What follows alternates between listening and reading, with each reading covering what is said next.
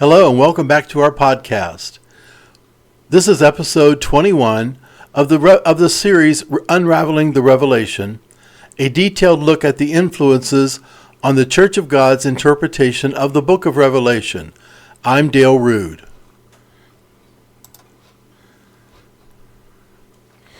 If you have any comments or questions or criticism, please email those to respondingtoreligiousramblings@gmail.com. Or be sure to subscribe to our YouTube channel so that you can receive regular updates when new information is available. And if you like this series, be sure to share it with a friend. I'd like to start out this particular episode with a little story about my parents, Howard and Fay Rood. They were married in 1960. My mother was 16 years old, and my father was 19 years old. And my mother was 18 when I was born, and I was the first of 4 children. Mom and Dad were married on June the 1st, 1960, and they spent their honeymoon night in a dormitory at camp meeting at God's Acres in Newark, Ohio. And our family went there every year, sometimes even more than once per year. And we thoroughly enjoyed it. My father would take his big reel-to-reel recorder, and he would record messages. And he really enjoyed going up there, and us kids did as well. It was a nice trip, and I remember, we didn't travel too much, but I remember when we would go to camp meeting, there was a sign, and it said, "You're now entering Newark, Ohio." My dad would beep the horn every time we passed it. So it was always fun to go to camp meeting, meet new people, and had shared fellowship and just have fun. It was just a good time, and so I continued to go there long after my parents still went there. But I would go up there and stay for the whole camp meeting. I'd work in the dining room and stay in the dorm. So it was just a good time. But I just wanted to share that experience. My parents are shown there on the left-hand side. This was actually not their wedding. It was my aunt's wedding. But my mom wore something that kind of looked like a wedding dress. And on the right-hand side is Sister Barbara Claypool. And then my mom is the tall, skinny lady there on the right-hand side. I believe this was taken the day after they got married. So just an interesting story. So I told you last time that the environment was ripe for a new leader within the Seventh Seal movement. And so there were 2 early influences on Brother Emerson Wilson, besides his father and the people that mentored him. But with regard to this particular study, I want to focus on 2 brothers, and one of them was Harold Barber, and the other one was P.D. Turnbow. Now, Harold Barber was one of the brothers that left the Church of God movement under the move led by Earl Slacum, and we covered that in our last episode. So I'm not going to go back and revisit that. But he was one of about 310 conservative ministers that left the movement, and they were pretty much just scattered here and there, networking together as much as they could. But most of that was just on a regional basis. And so now they were not focused on Revelation at all. They had been taught the teaching of Revelation as it was brought forth by Brother Warner and Brother Smith and that. So they believed in the four church ages. And no doubt some of them may have been exposed to Brother Goodnight's teaching along Seven Seal, but that was not a focus of theirs. Their focus really was retaining the truth that had been taught in the early days of the Church of God Reformation. And for a long time, because of the split that occurred over the necktie back in the 1910, 1913 time period, when a number of conservatives left, there wasn't enough there wasn't as many conservatives in the movement to be able to fight against the influence of the more progressive element. And so finally it just got to the point that they felt the movement had gone so far that they had to just split away, and that's what they did. Now, in the meantime, there's this other teaching out there of Seven Seal, and that's what we've been covering extensively in our podcast. And it was just, there was a few brethren there involved in it. They were spreading the message of it. Some people would give it consideration. Some people would set it aside. Certainly the leaders in Anderson, Indiana, was not in support of it. And so at that point, it was just kind of a teaching that there were folks out there talking about it. There were some people like Pendleton and Lawson and here Brother Turnbow that were publishing literature and attending meetings and sharing this message. But there was no called out group of the Seven Seal under the Seven Seal teaching. And again, I'm saying that in a general sense. There may have been some congregations that embraced it, and the whole congregation embraced it. Or there may have just been a few, individuals within the congregation. But certainly there was no, identifiable body that you could point to in those early days and say, this is the Seventh Seal movement. Okay, and so Brother Turnbow, then we covered him in our episode just prior to this one. So that would have been in episode 19. So those were two influences on Brother Emerson Wilson, and that's his picture there in the lower and the center, and Brother Barber up on the left-hand side and Brother Turnbow on the right-hand side. So I'm going to focus on kind of this story here with these brethren in this particular episode. So the two camps meet, and this is in the 1960s. So if you can't kind of put yourself in that environment, by the time, the early 60s, only two of the original Seven Seal leaders were still living, and that was Brother Turnbow and Brother Pendleton. And Brother Pendleton had fallen out of favor with the brethren and had started his own movement, and he had his own following. And so pretty much all that was left of the original leadership was just Brother Turnbow.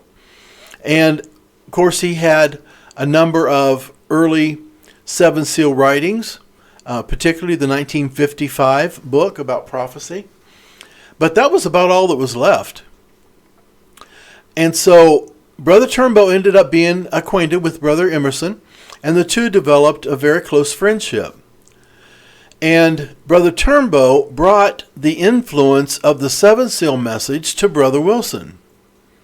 He introduced him to the book, the 1955 book, the revised version of it, and that was the final version of it, the Revelation with Gospel and Prophecy, Past, Present, and Future. And this was being distributed, and Brother Emerson got a copy of it. And also, Brother Turnbow is believed to have provided Brother Emerson with his first revelation chart. Now, according to Brother Turnbow's daughter, who I contacted when I was doing this research, they were together from 1960 until 1966, when Brother Turnbow's health started to fail, and he died in 1973.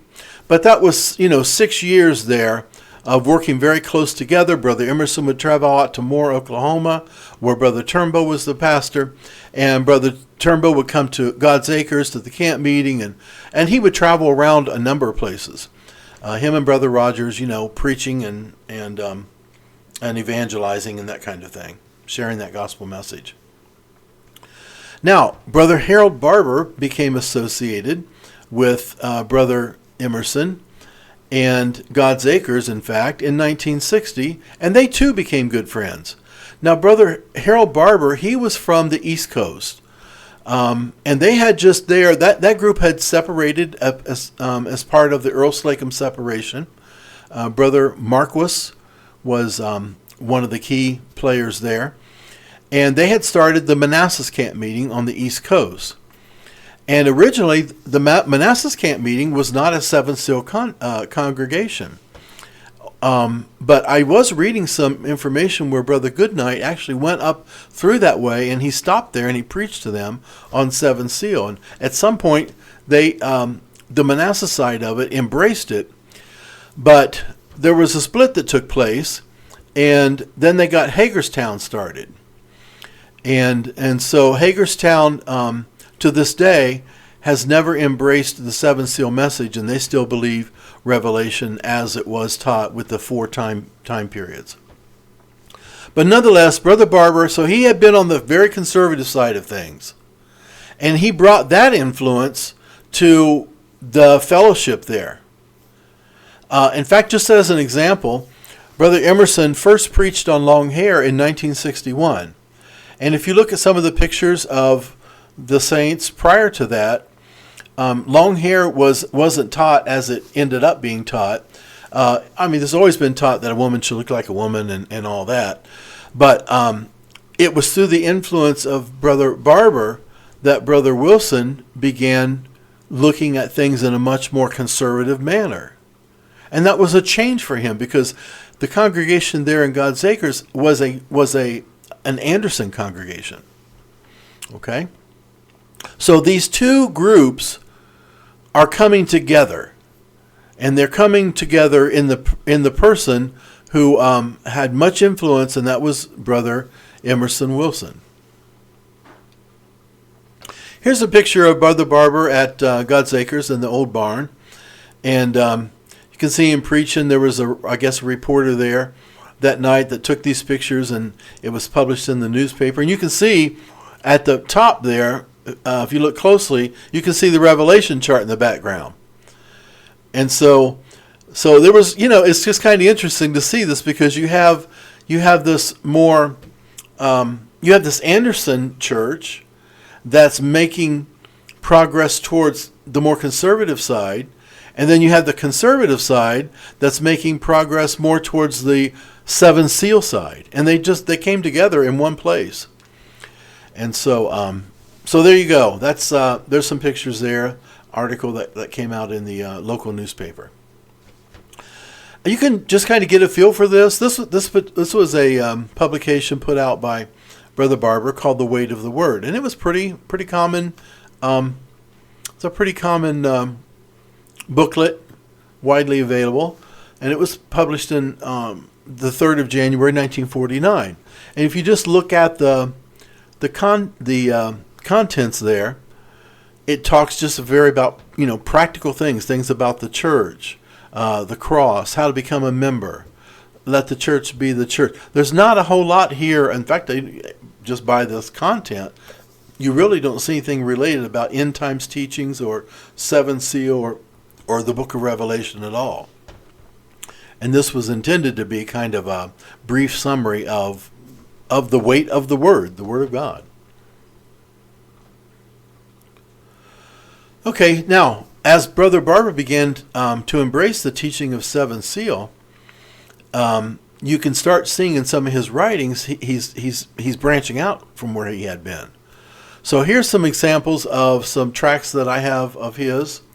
The purging of the branches, or the two definite cleansings, how to become a member of God's church, come out of her, my people, the New Testament church, the baptism of the Holy Ghost, and then also these more end times type of things, the kingdom of God, the battle of Armageddon, the mark of the beast, the Antichrist. So he started really getting a focus on end times things as well. So he was influenced as well as Brother Emerson. Now I'll share this with you. I just thought about this. It's not in my slides here, but my father-in-law was underneath the ministry of Brother Barber. Brother Barber was his pastor, and they were all from the East Coast. And I remember him telling us, he just died a year ago. I remember him telling us that he said, Brother Barber, back in the early 60s, he would just like disappear for a while. He'd be gone for like a week or so, and nobody knew where he went. And so where he was going was to God's Acres. He was going to the camp meeting, but he was just, testing out to see what it was like. He'd heard about it, and so he didn't even let his congregation know where he was at. And so, and then finally, after he realized that God was working there, he told them about it, and then they started going.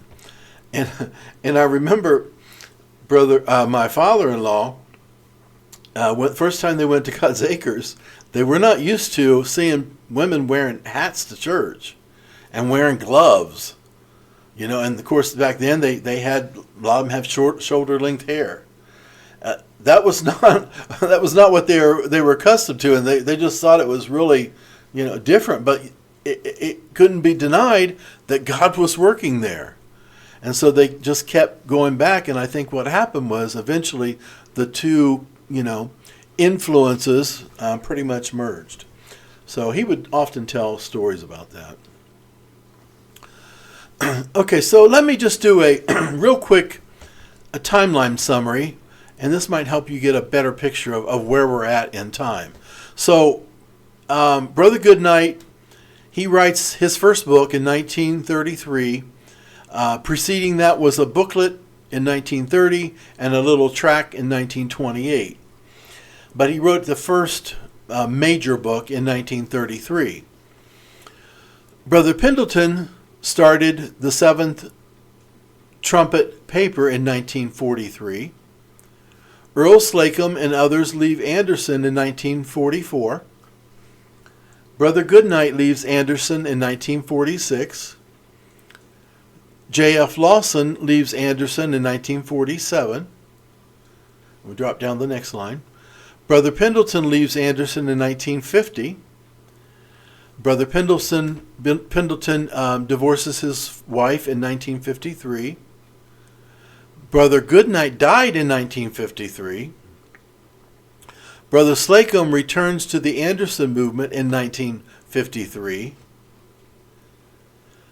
The Revelation with Gospel and Prophecy, that book that is real common, was written in 1955. Brother Pendleton marries his second wife in 1956. Brother McAlister died in 1956. F Lawson died in 1957. Brother Turnbow begins working with Brother Wilson in 1960. Brother Harold Barber begins working with Brother Wilson in 1960. Brother Wilson preached the Parallel Lectures series in 1960. Brother Wilson preached the Trumpet Message series in 1961. Brother Wilson preached a message entitled When Does Sin Appear in 1972, and we'll cover that. Brother Turnbow died in 1973, and Brother Emerson died in 1987. So you can see how there was just a lot of things going on right there in the 40s and 50s. A lot of changes, people coming on the scene, leaving the scene, and so there's just a lot of movement taking place.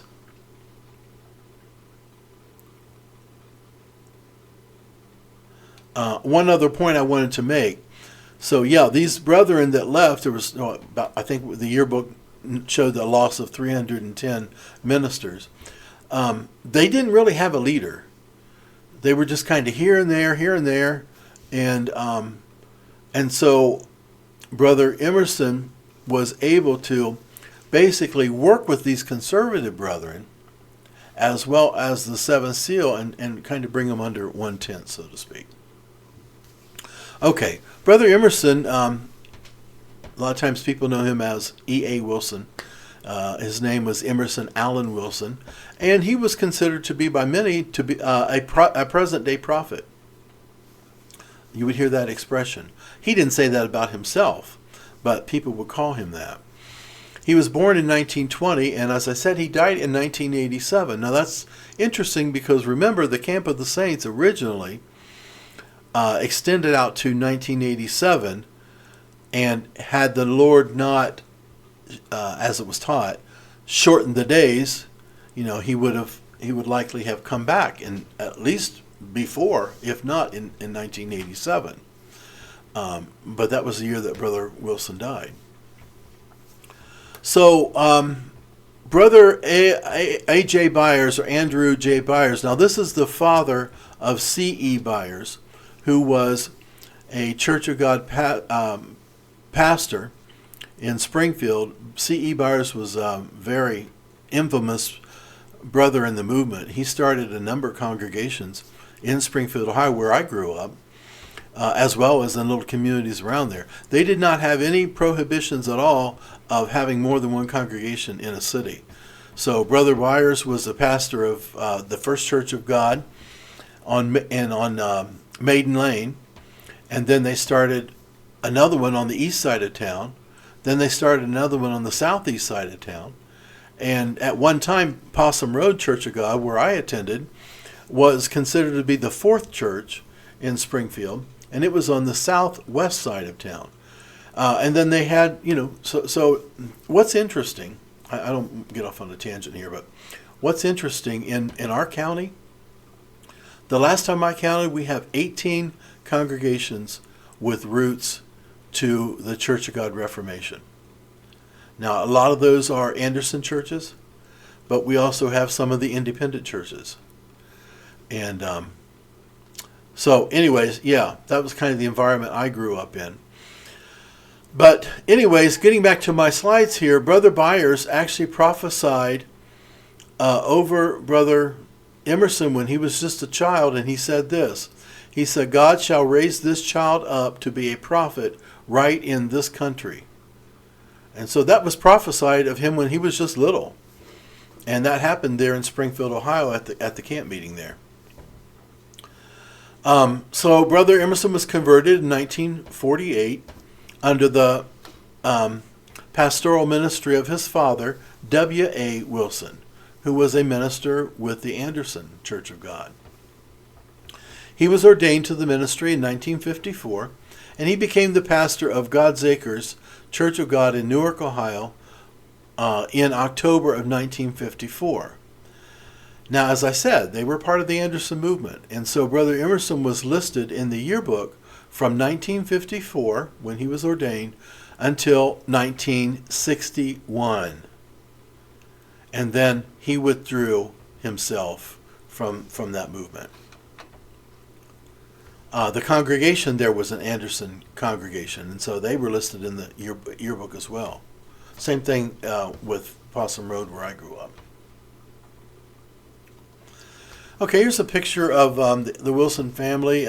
Starting on the left-hand side is Brother Emerson's father, W. A. Wilson. And they were, in this particular announcement, they were having a tent meeting, and it was being sponsored by the Church of God. Brother Emerson is there on the right-hand side. And so there was a lot of these kind of efforts, just meetings and outreach meetings, evangelistic type of meetings. So that was just a card that was used to hand out. On the right-hand side is a picture of Brother Emerson's family. So there's his father there in the lower left-hand corner, and his mother in the lower right-hand corner. And there he is, standing among his 4 sisters. So he was the only boy in that family. And I believe all of the people in this picture now have passed away. But that was, that was them. That was the family.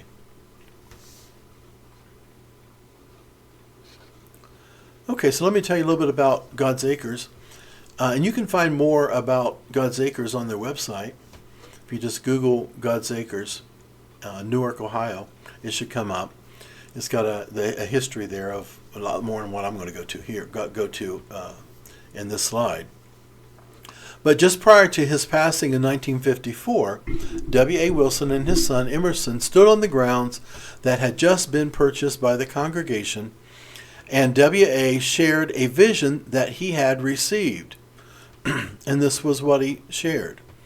Men and women of different colors, races, and nationalities would come together to hear the gospel preached there on those grounds. And that was in 1950, just prior to his passing in 1954. In June of 1955, God's Acres was set apart and dedicated to the Lord's service. A 3-day weekend camp meeting was held there in an old barn at that same time. In 1968, a 2,200-seat tabernacle was used for annual camp meetings. 3 camp meetings a year are still conducted at the same location. And so at the top of that picture, you can see the old barn. That's where I remember going to when we were a child. That barn would be packed. There would be people standing outside and standing literally at the windows listening and hoping to get close enough that they could hear and see what was going on. And at the lower right-hand side, now you see the new tabernacle there, and it actually looks a lot like the Warner, the tabernacle over in Anderson, where they used to have camp meeting. It looks an awful lot like it. I think it's called Warner Tabernacle. And then you can see the dining facilities, some of the dorms there at the far right-hand side. So this is where my parents would have stayed on their honeymoon night, in those little dorms down there. So I spent many years in that place. Always have very favorable memories of it. While it mentions here that it was a 2,200-seat tabernacle back in the 80s and 90s even, there's balconies there, and those balconies would be just packed people. So it actually would hold more people than just the seating arrangements. But this is where I met my wife. So, I'm thankful for that. That's kind of funny. My parents spent their honeymoon there, and I met my wife there. So anyways, I still drop in every now and then and visit with the saints there. Wonderful people of God there. I really enjoy going and seeing. I have many friends from there. And so some of us stay in contact. Okay, I mentioned these earlier. So Brother Emerson preached a series in 1960 called The Parallel Lectures. And I'm going to cover that in the next slide, so I won't spend a lot of time here. And then also, sometime in the early 60s, maybe it might have been around 1961 or so, he preached on the sounding of the trumpets. And that was really the big rallying point. The word got out, and God was just pouring out His Spirit there. And it was just exciting times. Everybody wanted to be there. And there would just be thousands of people. It was just a wonderful environment to be in. Okay, so parallel lectures. Now this is something that was different. It was new. What Brother Emerson did was, he took the 7 parables in Matthew 13, and he coincided them with the 7 letters to the 7 church ages, covering the 7 periods of time throughout the gospel day, from AD 33 till the end of time. So basically, it was a new interpretation for the Church of God. Although there were people on the outside that had been embracing a teaching very similar to that, it was new in the Church of God. So not only did you had the 7 letters that were representative of 7 church ages, now you had 7 parables. And so they were able to draw information from those parables that coincided with the church ages. And so, something new is exciting. Brother Emerson would preach, and he could preach for hours, and you were just almost spellbound. I mean, he was such a practical preacher, but yet could get into the deep things of God, and it was just amazing. And I've been in meetings where they just shouted the house down. I mean, they ran the aisles, and it was really very lively, to say the least. I put this slide in here. This is actually an incident that took place in 1982. So they were taking the barn that we've been talking about So for many years after they built the big tabernacle, they used the barn for like smaller services, maybe for like youth or children's meetings and stuff like that. But they wanted to move it down over the hill so they could build a new dining facility up there. And they hired contractors to come and move it. And as they were moving it down the hill, one of the antenna that was on the top for lightning antennas, I guess got caught up in the wiring, the electrical wiring up there, power lines, and it shocked people that were standing around, including the man driving the truck there and some others. And if I understand the story right, one of the gentlemen had been electrocuted, and he fell off the tractor or the truck or something, and it looked like he had died. And so Brother Emerson was there, and the media was there, because it was not every day you see a big barn like that being moved. And so the media started taking pictures. Brother Emerson went over and laid his hands on this man and prayed for him. And of course the media captured it, and the man recovered.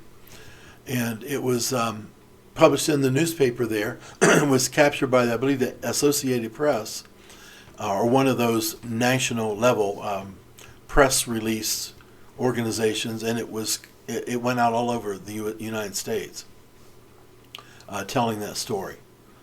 So I have a friend that lives down south, and he remembered that being that story coming across. Okay, so here's what a picture of God's Acres Revelation chart looks like. And I believe this is actually the one that they currently have. I showed you the older one before, which had included the Camp of the Saints there. But this is their Revelation chart. It's in the front of the tabernacle. It goes up, and it's for just a typical service. It's behind a curtain. And then whenever they're preaching on it, then they drop the chart and preach on it. So as I was saying about the parallel lectures, you can see more visually what I was talking about with the sower, the tares in the wheat, the mustard seed, the leavened bread, the hidden treasure, and the pearl of great price, and then the parable of the net. So you can see how he lined those up with the 7 church ages, and using the dates that we see here. Now, obviously, in this case, 1980 is gone. Why is that? Because it came and went, and nothing happened there. So that was taken out.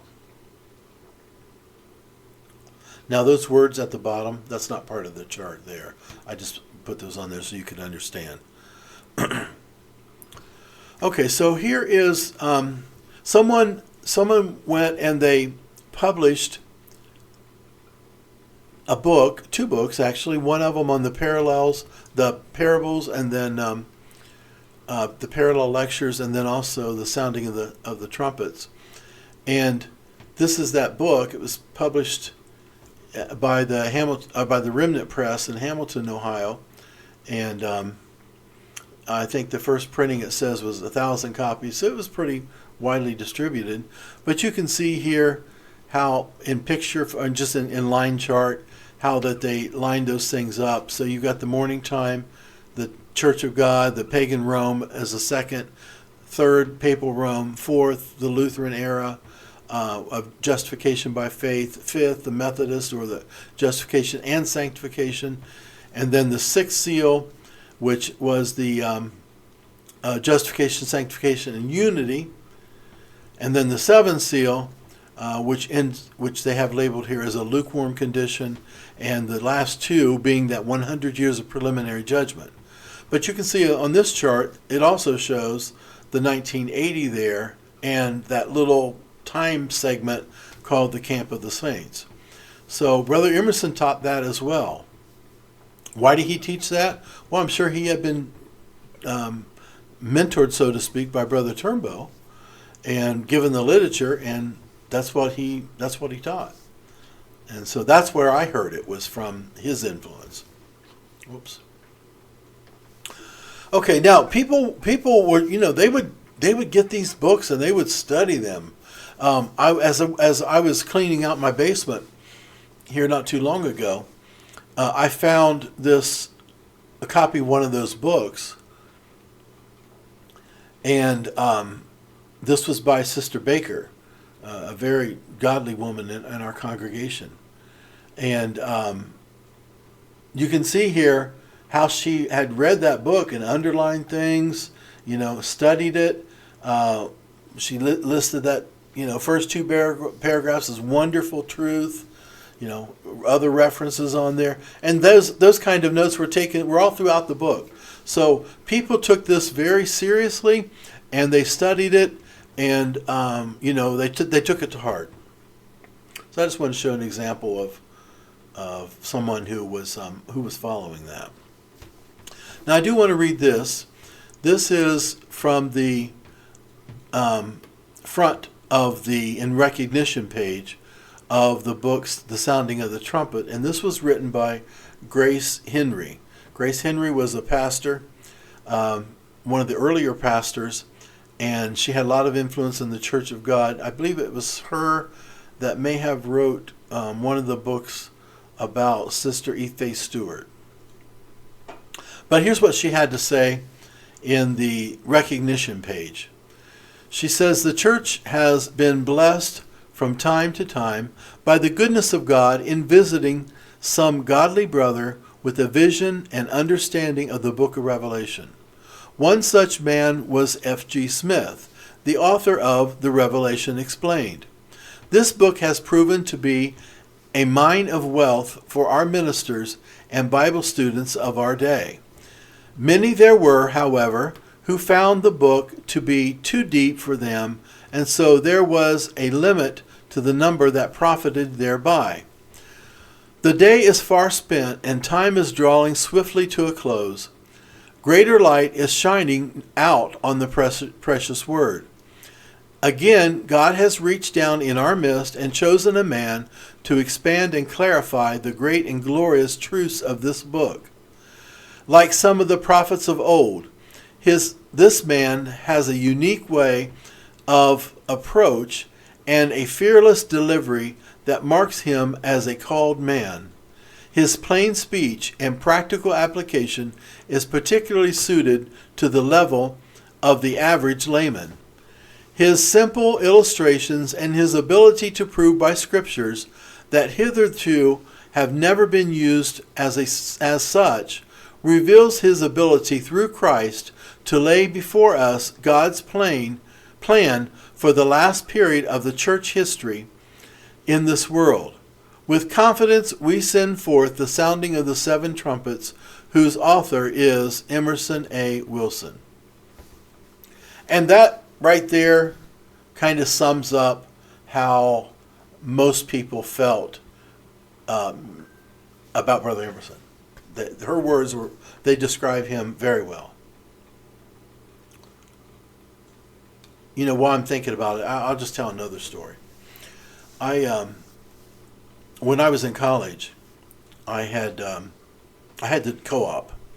Co-op means that you stop going to school for a while and you work for a semester or a quarter out in the real world, and then you go back to school, and while you're working you're getting paid. And so I had met a young man, had no Church of God background at all, none, zero. I was the only person that he knew from the Church of God. And so he was dealing with some situations in his life, and I invited him to come to camp meeting with me. So he came. Now, mind you, he knows nobody other than me. He knew nobody. First time he's up there. And we were in the tabernacle, and we're just sitting there talking. I'm trying to introduce him to people, friends of mine and so forth. And all of a sudden he said, "Dale, who's that man back there?" And I said, it was Brother Emerson. I said, "Oh, that's Brother Emerson. He's the pastor here."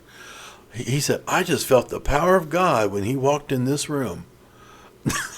Now, take that for what it's worth. I mean, the guy didn't know anybody. And this happened. And this was like in 1984, 85, somewhere around in there.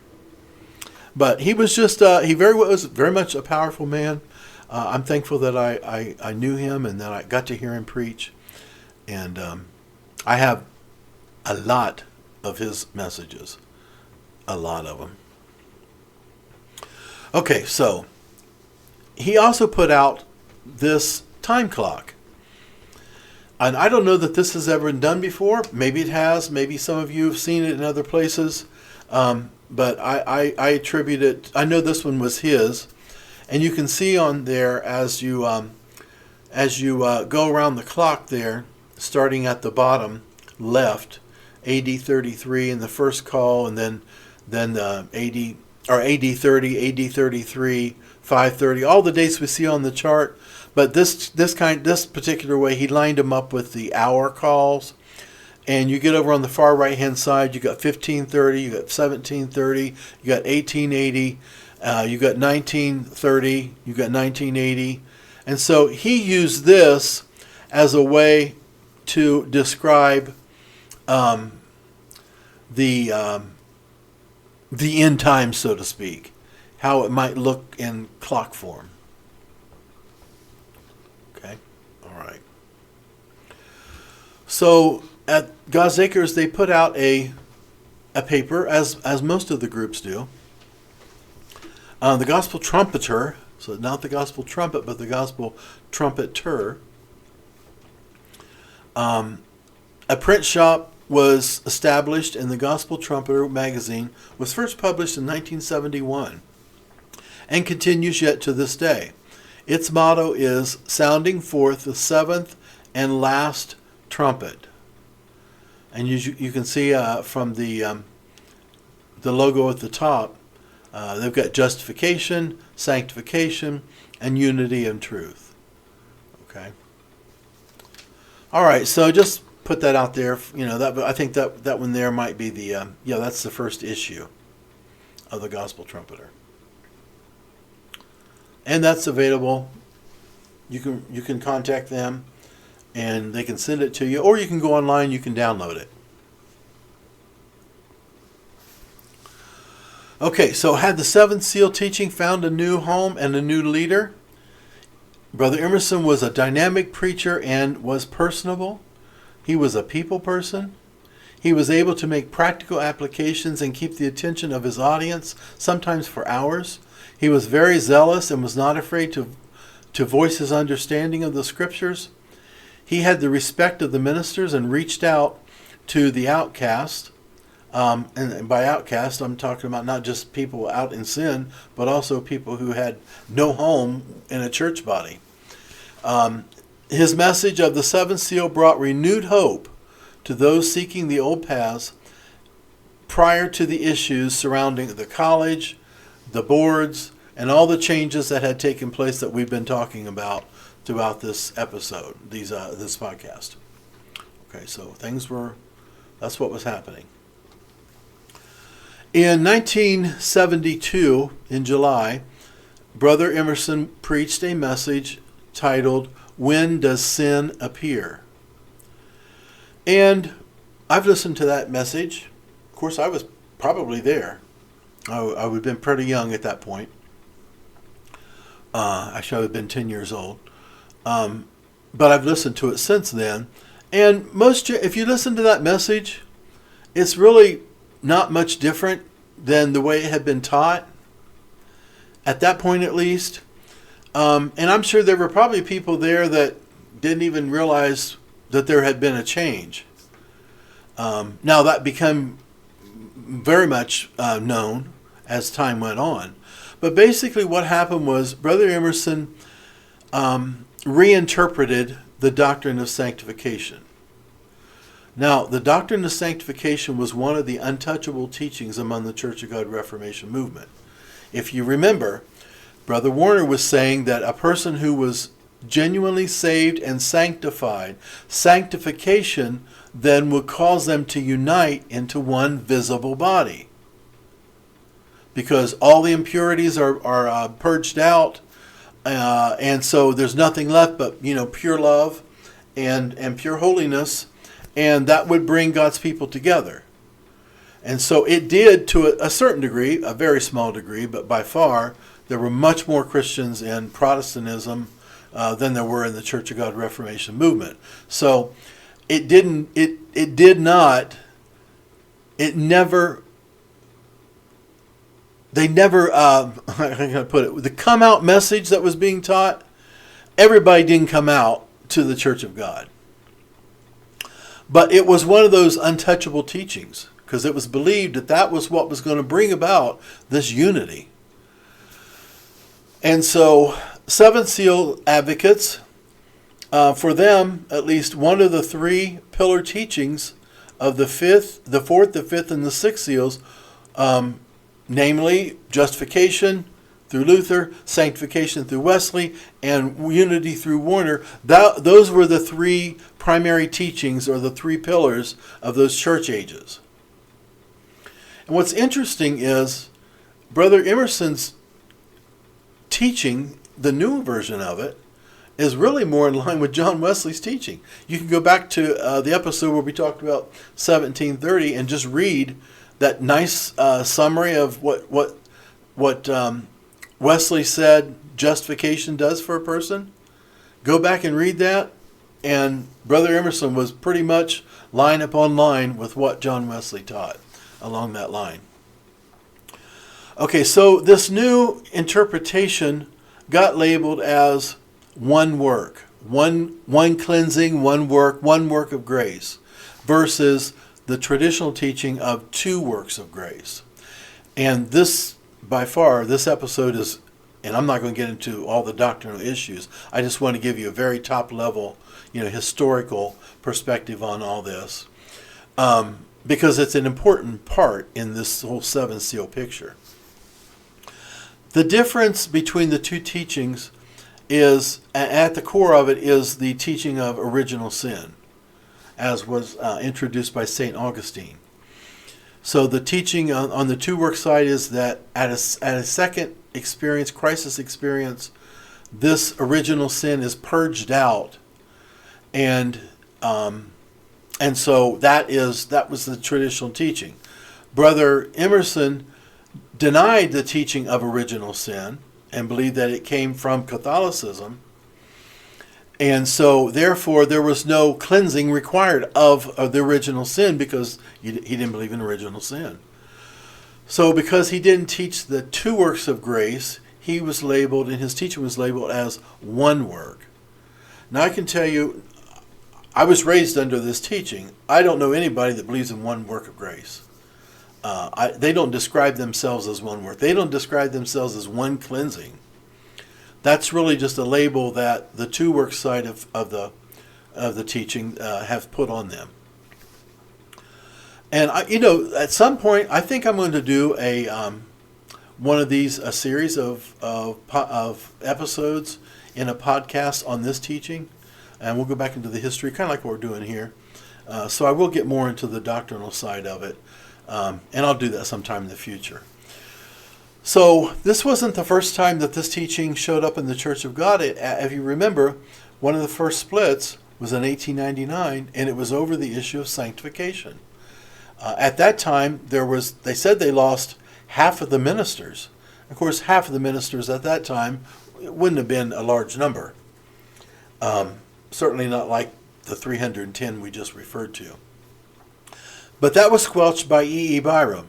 Now, E. Byram, I believe I mentioned this before, he wasn't a real doctrinal person. He was more of a very practical side of life.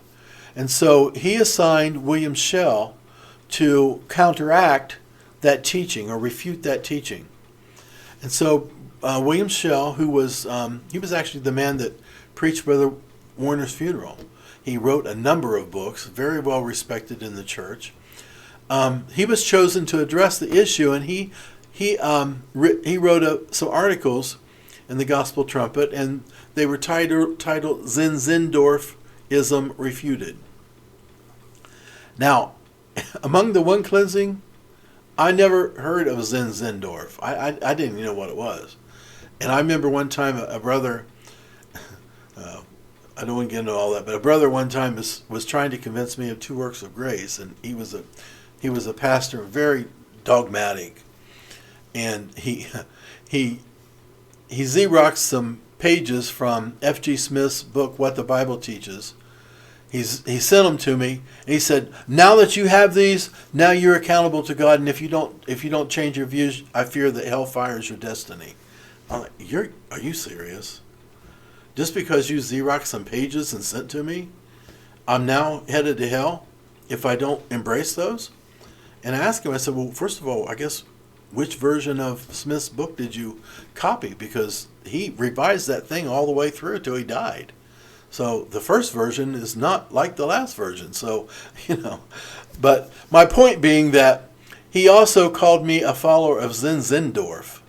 And I was like, what is Zinzendorf? Where's that at?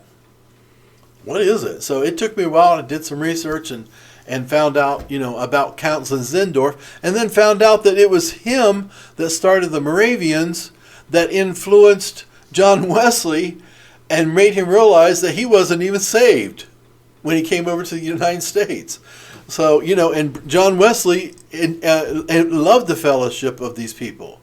It turns out him and Zinzendorf didn't get along after a while, but because they were both very strong-willed people. But nonetheless, so it wasn't a person, wasn't a thing, it was a person. And I was like, okay, so I studied about him and I learned about his life. But what's interesting is William Shell, after he wrote those, after he quote-unquote refuted the doctrine of one work of grace, he ended up renouncing second workism. Those were his terms. He changed, and he ended up writing a book that totally renounced the two cleansing. The title of that book is Sanctification and Holiness, the false and the true. And so, he got into it and studied into it. It must have left some kind of impression in his mind, and he ended up embracing pretty much the same thing that Brother Emerson was teaching. So my point being that Brother Emerson didn't come up with something new necessarily. It was maybe new to some people, but the issue of sanctification has been an issue for decades, and it's still an issue today. And there's variations of it. Even within the two works of grace, there's variations. Within the one work of grace, you're going to see variations in the way that they describe it.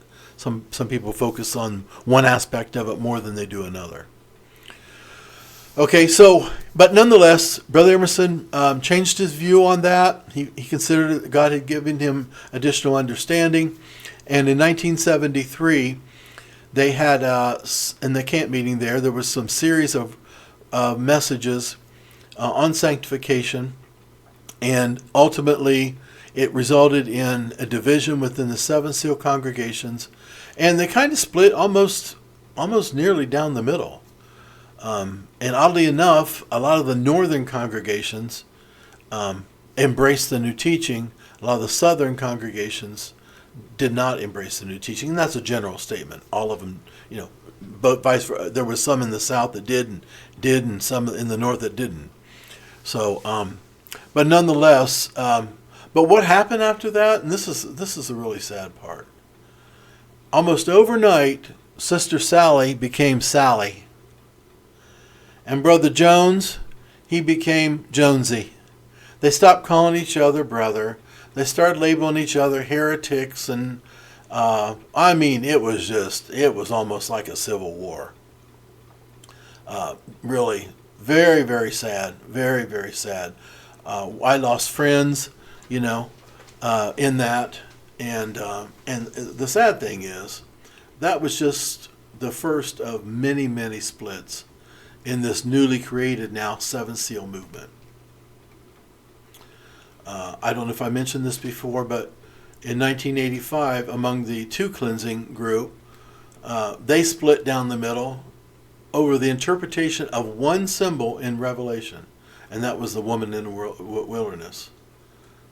Now, these are people that all worship together and split over the interpretation of a symbol.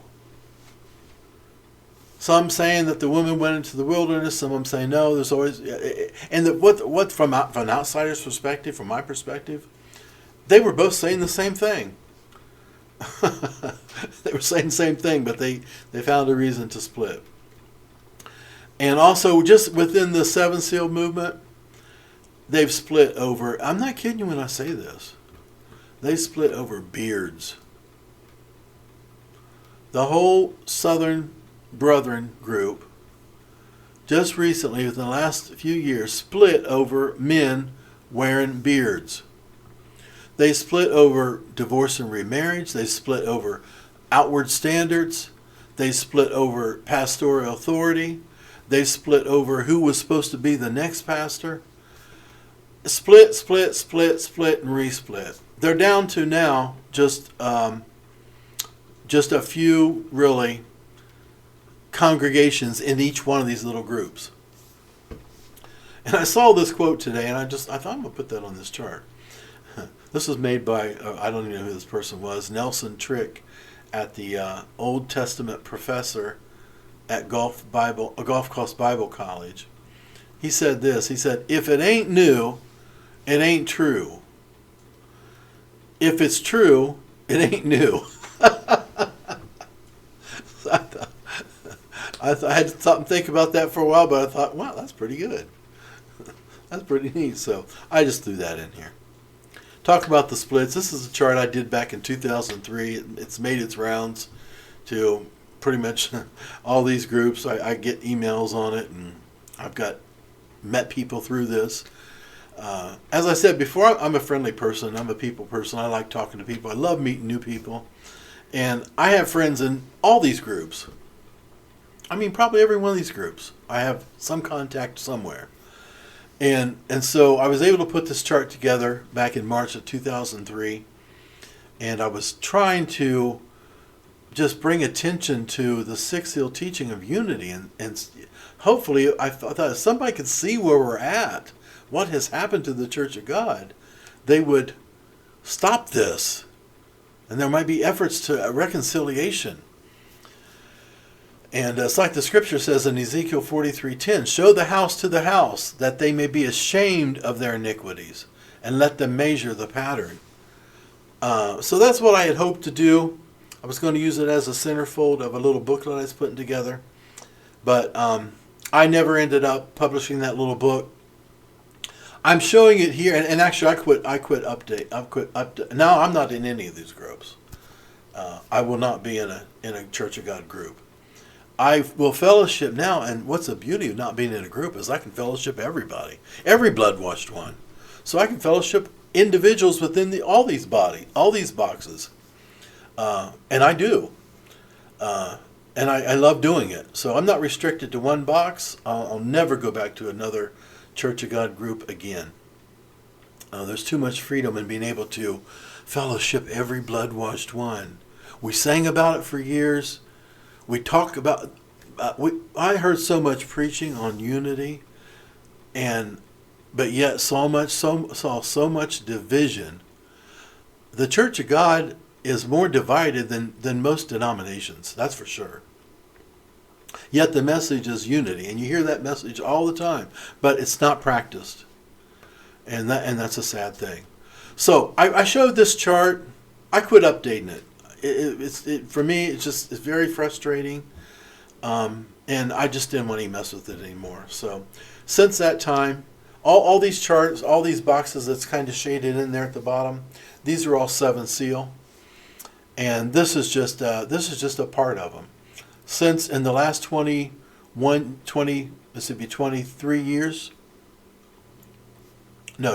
years,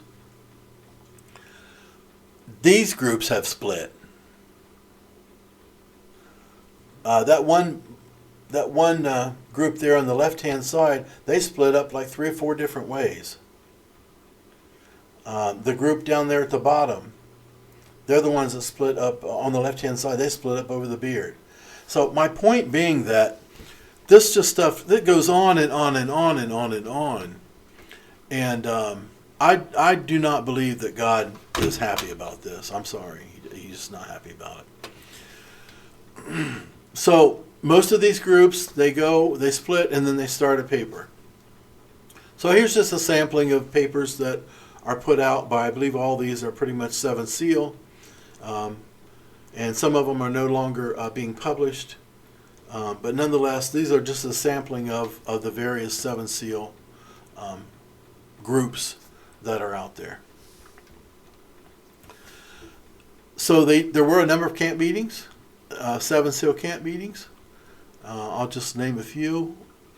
Moore, Oklahoma, Coffeyville, Kansas, Manassas, Virginia, Newark, Ohio, Stewartville, Alabama, Paradise, Montana, Canby, Oregon, Escondido, California, Mount Tabor, Ohio, Knoxville, Tennessee, White Pine, Tennessee, Lakeland, Florida, Vichy, Missouri, and Muncie, Indiana.